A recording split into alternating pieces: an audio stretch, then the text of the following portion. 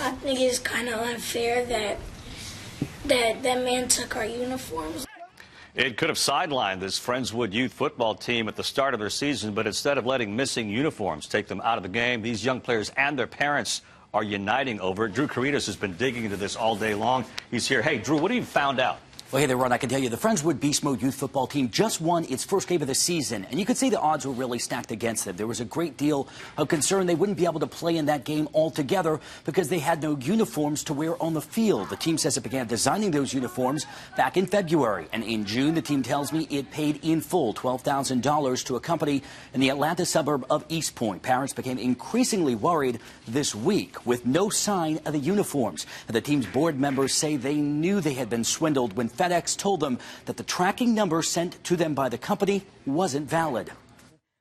Really, I couldn't even get it out. I just started crying because it was really that hard to have to tell parents, I know you paid your money. I know I promised you this, but I can't get it to you. At this point, we just want uniforms for our kids.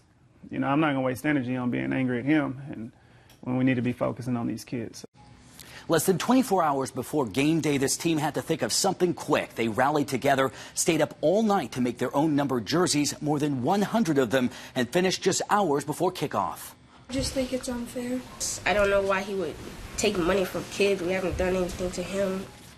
These players say plain and simple they just want the uniforms that their parents paid for. This team contacted the East Point, Georgia Police Department to complain about the company called Next Level Elite and its owner, Kai Bolden. We left him a voicemail earlier today. We're still waiting to hear what he has to say about all of this, I should say. Meantime, a GoFundMe page has been set up for anybody who wants to help this team get new uniforms. You can find a link to that page on our website, KHOU.com. Let's hope they get their uniforms, the ones they paid for. Absolutely. All right, thank you so much, Drew.